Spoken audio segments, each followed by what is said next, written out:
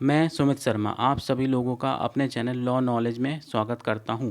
आज हम लोग मुस्लिम विधि पढ़ेंगे, जिसमें से प्रश्न पूछे जाते हैं, चाहे वो नेट का एग्ज़ाम हो या एलएलबी या बीएलएलबी में भी इसमें से प्रश्न पूछे जाते हैं।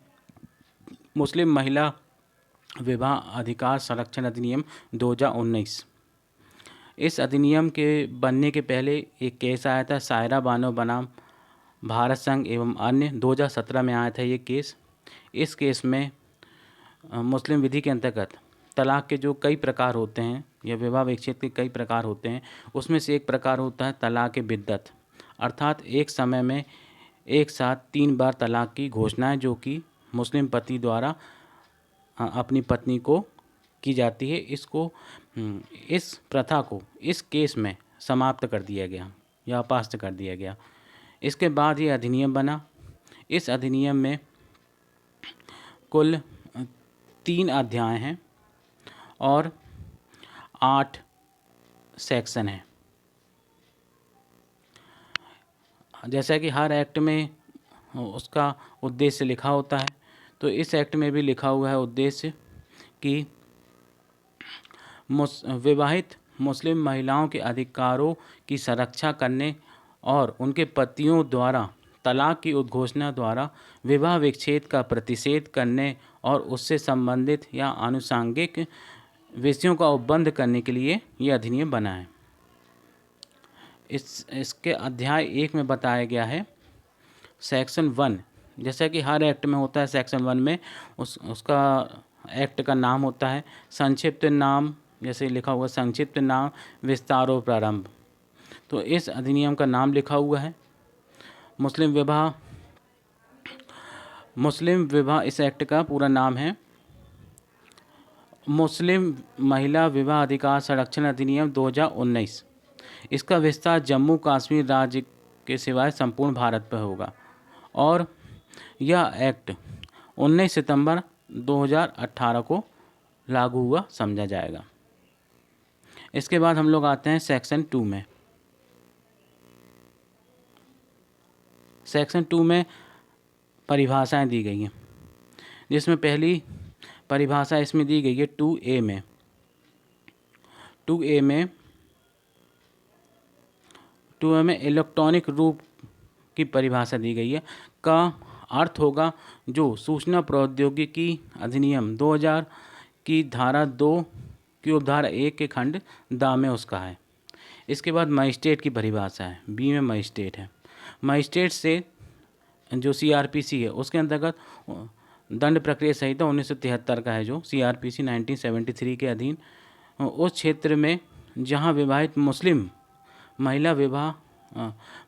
महिला निवास करती है, अधिकारिता का प्रयोग करने वाला प्रथम श्रेणी का न्यायिक मजिस्ट्रेट होगा। तो कौन सा मजिस्ट्रेट होगा इसमें? प्रथम श्रेणी का न्यायिक मजिस्ट्रेट। इसके बाद है तलाक की परिभाषा, सी में। तलाक से तलाक बिद्दत या तलाक का कोई अन्य समान रूप अभिप्रेत है जिसका प्रभाव मुस्लिम महिला पति द्वारा उद्घोषित तुरंत और अप्रतिसहरणीय विवाह विच्छेद है।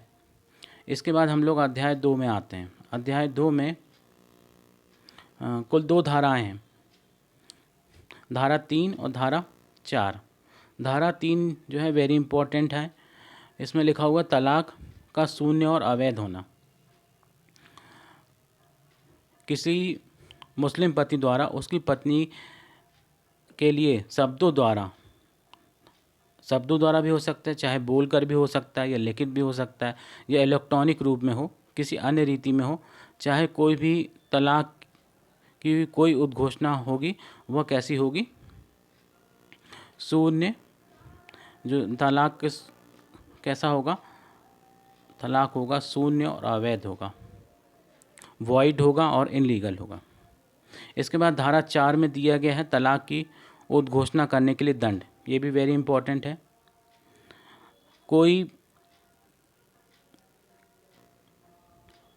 मुस्लिम पति जो अपनी पत्नी को धारा 3 में विनिर्दिष्ट रीति में तलाक की उद्घोषणा करता है या ऐसी अवधि के कारावास से जो 3 साल की हो सकती है, 3 साल का दंड दिया जाएगा इसमें और दिया जाएगा, और जुर्माने से भी दंडनीय होगा 3 ईयर का, 3 वर्ष। इसके बाद अध्याय 3 में आते हैं हम लोग। अध्याय 3 में बताया है कि विवाहित मुस्लिम महिला के अधिकारों की संरक्षा। तो इसमें निर्वाह भत्ते की बात की गई है। निर्वाह भत्ता सेक्शन 5 में, सेक्शन 5 में निर्वाह भत्ता है। निर्वाह भत्ता 10 में प्रवृत्त किसी अन्य विधि में अंतर्विष्ट किसी बात के होते हुए भी कोई ऐसी विवाहित मुस्लिम महिला जिसके लिए तलाक की उद्घोषणा की गई है, अपने पति से स्वयं के लिए या जो उस आश्रित संतानें रहेगी उसके लिए ऐसी रकम का जीवन निर्वाह भत्ता प्राप्त करने के लिए हकदार होगी जो मजिस्ट्रेट द्वारा अवधारित किया जाए। तो मुस्लिम विधि के अंतर्गत निर्वाह भत्ता मुस्लिम महिला को मिलेगा जिसके लिए तलाक की उद्घोषणा की गई है, और यह भत्ता मुस्लिम पत्नी के लिए और जो उस पर आश्रित संतान होगी, जो 18 साल से कम की संतान होगी, आश्रित होगी, उसके लिए कौन डिसाइड करेगा? मजिस्ट्रेट के द्वारा। और मजिस्ट्रेट की परिभाषा हम लोग पढ़ चुके हैं। इसके बाद धारा 6 में आते हैं। इसमें बताया है कि अवयस्क संतानों की अभिरक्षा। 10 में प्रवृत्त किसी अन्य विधि में अंतर्विष्ट किसी बात के होते हुए भी कोई विवाहित मुस्लिम महिला जिसके पति द्वारा तलाक की उद्घोषणा किए जाने की दशा में ऐसी रीति में जो मजिस्ट्रेट द्वारा अवधारित की जाए, अपनी अवयस्क संतान की अभिरक्षा के लिए हकदार होगी। तो मुस्लिम महिला जिसके पति द्वारा तलाक की उद्घोषणा की गई है, अपने अवयस्क संतान की अभिरक्षा के लिए हकदार होगी, मजिस्ट्रेट इसमें निर्धारित करेंगे। इसके बाद धारा 7 में आते हैं। अपराधों का संज्ञेय समनीय आदि होना। दंड धारा 7 में दंड प्रक्रिया संहिता 1973। संज्ञेय मतलब क्या होता है? इसकी संज्ञेय की परिभाषा CRPC में दी गई है।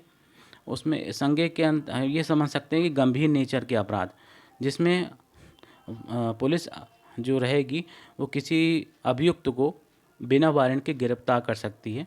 इस प्रकार का किसी ने अपराध किया, संज्ञेय अपराध या गंभीर अपराध, तो उसको संज्ञेय अपराध कहा जाता है। तो इस अधिनियम के अधीन दंडनीय कोई अपराध संज्ञेय होगा यदि अपराध किए जाने से संबंधित इत्तला किसी पुलिस थाने के प्रभारी अधिकारी को उस विवाहित मुस्लिम महिला जिस पर तलाक की उद्घोषणा की गई है या उससे रक्त या विवाह द्वारा नातेदार द्वारा किसी अन्य व्यक्ति द्वारा की जाती है। बी में बताया कि इस अधिनियम के अधीन दंडनीय अपराध उस विवाहित मुस्लिम महिला की पहल पर जिस पर तलाक की उद्घोषणा की गई है मजिस्ट्रेट की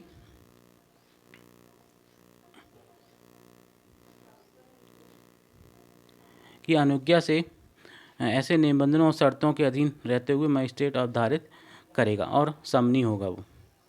सी में बताया कि इस अधिनियम के अधीन दंडनीय अपराध के अभियुक्त व्यक्ति को जमानत पर तब तक छोड़ा नहीं जाएगा। इसमें बताया कि कब तक छोड़ा नहीं जाएगा?